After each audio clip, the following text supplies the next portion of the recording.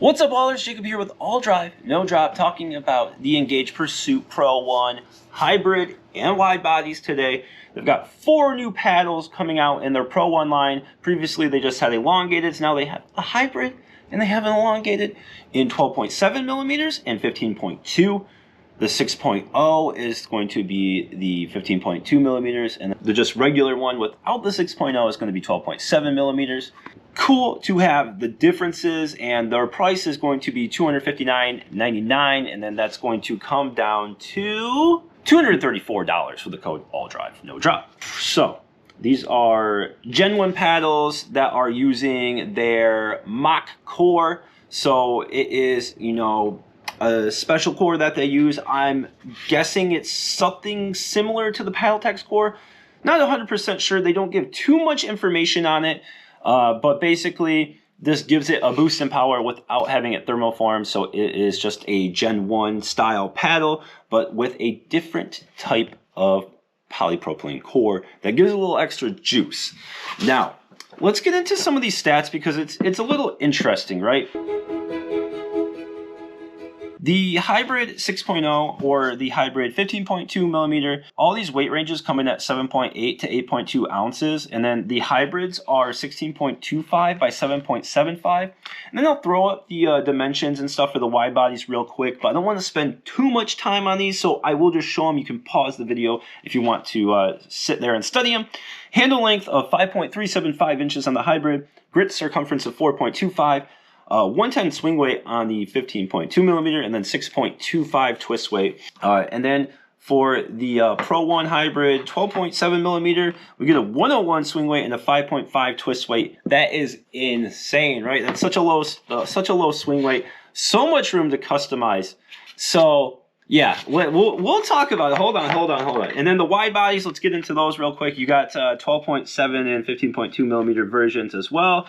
Their dimensions 15.875 by 8.125, handle length 5.25 inches, and then swing weight 105 for the 12.7, 114 for the 15.2, and then 6.72 twist weight for the 12.7 millimeter, and then 7.63 for the 15.2 millimeter. Now, got 4 paddles here. What can I say about these? I'm mainly going to talk about the hybrids. I think the wide bodies, which I should also say, they list it as a 5.25 inch handle. This is really a 5-inch handle. That 5 inches is like coming right here at that tape line. So if we're going to 5.25, we're kind of stretching a little bit above where the handle is, if you ask me. Wide bodies, the wide bodies are more like all court leaning control paddles, and I wasn't, I think they have a place if you're looking for that short handle. They just weren't for me. So they play, soft. Their pop and power is less than the hybrids. They're just not what I think a lot of people are looking for.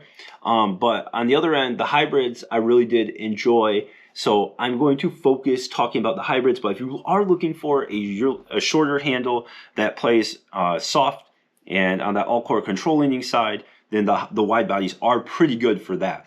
Now, let's get into the gameplay for the hybrids, and we'll kind of just talk about everything.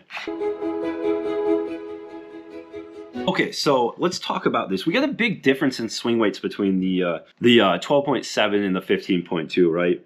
101 to 110, and I think the power level is really not too different, and the pop level is a decent difference between the two. So I think it's kind of similar to the Paddletex situation where the 12.7 millimeter has more power than the thicker version.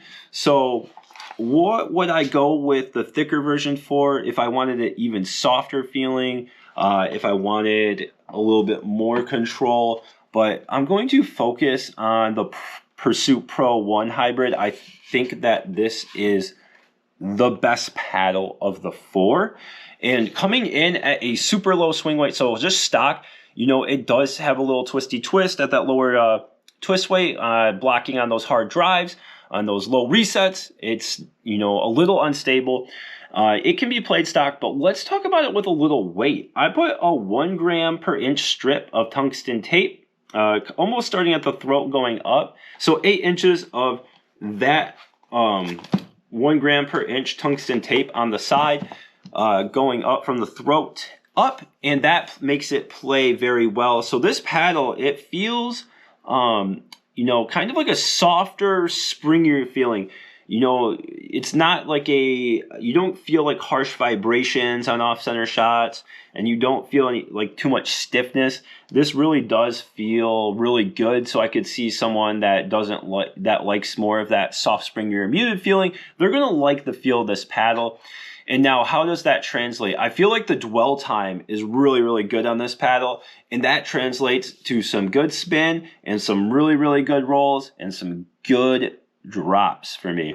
Really enjoy dropping with this. You know, usually on a 12.7 millimeter paddle, drops can be a little hard. It gets too poppy, but this one really isn't extremely poppy. Really easy to reset with this paddle with the weight added, and really easy to work your way through transition.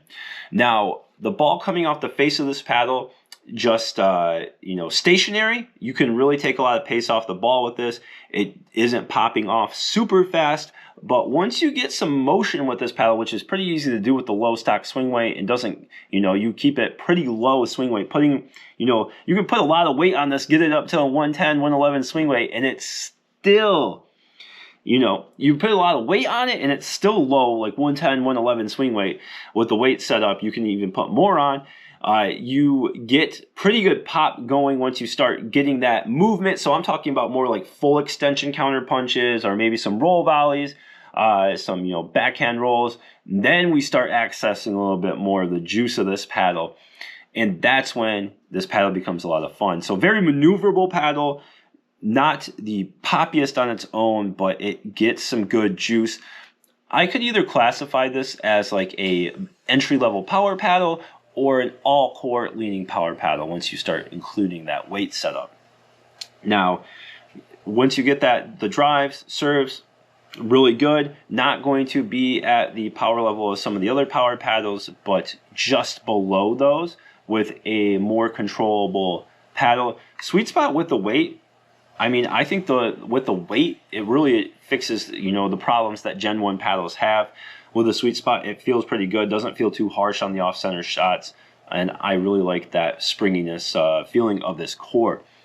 Now, that's kind of what this paddle does. I really does need the weight stock. I think that most people would not be comfortable playing with this.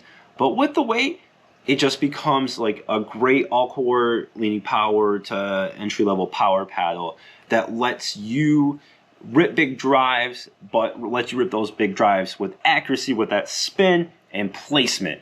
You aren't going to be hitting stuff like a mod or a ripple and be like, oh yeah, that's just the same.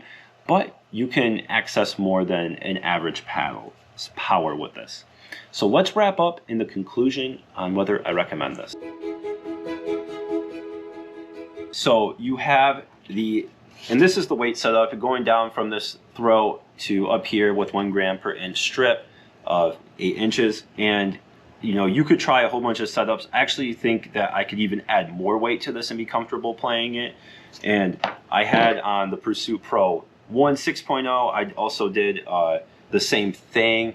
And, you know, it still played great. So if you want something that's like more ready to go stock, then I would go with the 6.0 version of the hybrid. If you want to customize it completely, get the most power, you know, per swing weight, then you would get the hybrid one 12.7 millimeter.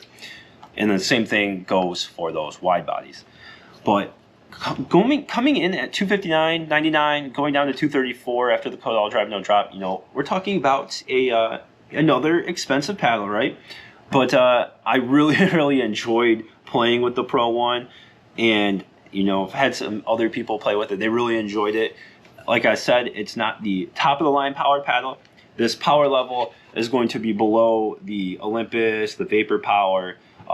It kind of reminds me of the Franklin C45, where like you really need to add weight to access the full ability of this paddle. So if that's you, and honestly, these stock grips, the perforated grips, no problem with, you know, slippage there too. Just wanted to note that because I really like when people are having like good stock grips, and, you know, I'm fine with the bevels on this handle.